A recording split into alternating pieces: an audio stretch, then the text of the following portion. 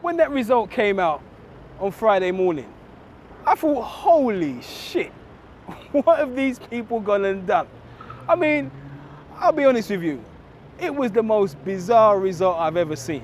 And I'm not criticising the people for voting to pull out of Europe. I'm not criticising them, because there's been a lot of people that have said, you know, those people who went out and voted for Brexit, you know, they're small-minded, they're ignorant, they're stupid, they criticise them and criticise them. That doesn't work, because actually I understand where they're coming from. Yeah, I understand why those people, you know, outside of London and outside of, you know, the major conurbations voted to remove themselves from the EU. I understand why. And I tell you where the blame lies. The blame lies 100% at least with Labour. And I'll tell you why it lies with Labour. Because after all those years of Conservative rule, when the Conservatives under Margaret Thatcher absolutely decimated Britain's manufacturing base, sold all the major industries out, from the miners to the steel workers to the printers. They destroyed the unions, which was that protective cover that allowed the working class man to get better pay and better conditions for himself. Then they even introduced, you know, legislation where you could buy your own council house, which some people thought was a really good thing. But unfortunately, as they sold the houses, they didn't replace them with anything else, you know. That noise there, that's the sound of your inevitability. That's what you're hearing right now. Because it's gonna get messy. It's gonna get really messy. I'll tell you what, the reason why I blame Labour for this one, all the way, is because when Labour was elected in 1997, with a huge majority, they had a mandate. When I say mandate, I don't mean two men going out on a date, you know, which is what happens now in 2016. I'm talking about a mandate, where they could have put forward any piece of legislation that they wanted to, and they didn't do it. They could have gone out and they could have repaired all that craziness of the Conservatives, all those communities that had been destroyed. They could have gone and done that. But what did Labour choose to do? They chose to go and invade Afghanistan. They chose to go and invade Iraq. They chose to get themselves involved in all kind of foolish behaviour, introducing tuition fees and stuff like this under Tony Blair. Tony Blair needs to go as a war criminal for some of the stuff that he's done. So whereas Labour should be looking after their own people, the people who supported them, they went off on some foreign adventures, trying to elevate this new Labour experiment, and they betrayed their people, they betrayed their voters. So I understand why, once you've been betrayed, it's very hard for you to regain the trust. And into that vacuum steps the whole UKIP, EDL, far-right, rationale way of doing things. Because no one's knocking at your door anymore. Come election time, people go, they vote for Labour. Round here where we live, Lambeth, Labour have got this place on lock in terms of all the elected officials. And what they do in Lambeth is that they take council estates and they sell them, or they try to sell them.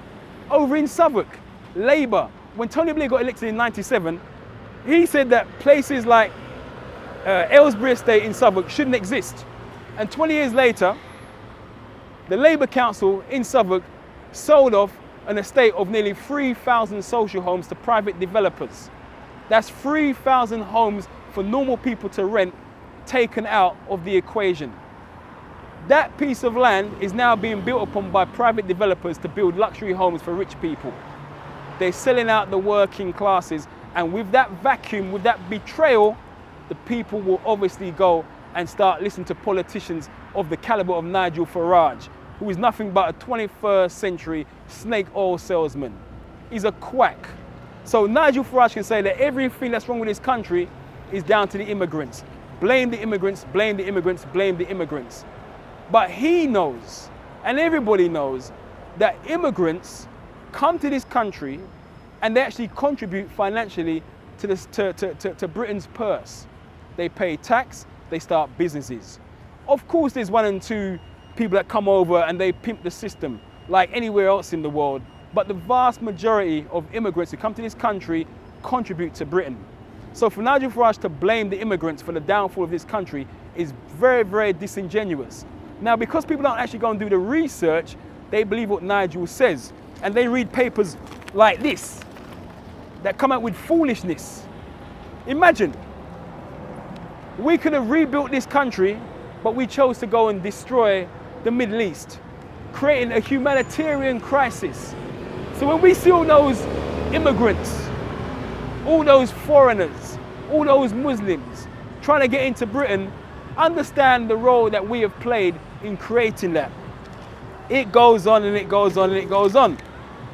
Think about it.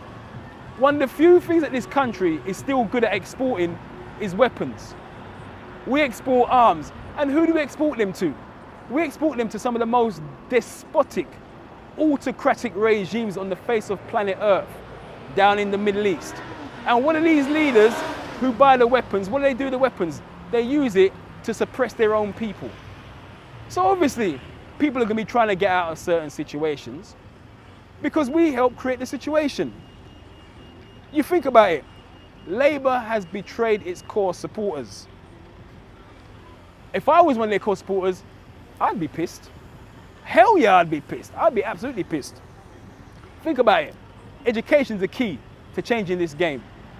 But if you've got Labour governments that are introducing tuition fees and introducing academies, then obviously education is just another cash cow. Social mobility under Labour was at its lowest it's ever been. That's under a Labour government. So here we go. After 13 years of new Labour red Tory policies, you have an election in 2010. What happens? You've got the Liberals, who are supposedly the good guys, going into coalition with the Conservatives. And they undertake something called austerity, which is an absolute lie. Austerity is warfare on the working classes, cutting all your services, cutting all your benefits, telling you that you're fit to work when you're lying on your deathbed in hospital. That's austerity, that's how it works. And it's really, really funny that we could bail out the bankers who created this mess in the first place, but we can't bail out the people of this country. So we blame the immigrants. We don't build any social housing, and we blame the immigrants for a shortage of housing. It's crazy stuff. The lunatics have taken over the asylum. I'm telling you this. Now, one thing that we've got to understand with the banking situation in this country, the European banking authorities looked at the reasons why the 2008 financial crash happened, and they realized that it was down to the bankers playing casino capitalism because they wanted their end of year bonus. The European Banking Authority said that from now on, the bonuses that bankers collect can't be more than 100% of your salary. Think about that. If you're a bus driver, or you're an electrician, or you're a regular worker, and you earn £20,000 a year, and then come the end of the year, your boss says, wow, you've done a really good job, man, I'm really proud of you. Your salary is 20,000, here's another 20,000 on top. You'd be like, holy smoke, I got double my wages in a bonus. That's what those bankers were getting. So when the European Banking Authority said, we're going to put a cap on your bonuses, all of a sudden, we start talking about we need to pull out of Europe. Come on, people, join the dots up. There are 3,000 bankers in the city of London that earn in excess of £1 million. If you had 3,000 people who had a vested interest together, they're going to be plotting something. Now imagine you've got 3,000 millionaires getting together. They'd be plotting something, right? So think about it. So you poor people, you working class people who have seen all your services cut, who are talking about Europe has taken away our laws and Europe has done this and Europe has done that. You've gone out there and you've been campaigning for the wealthiest sections of our society to continue getting their bonuses.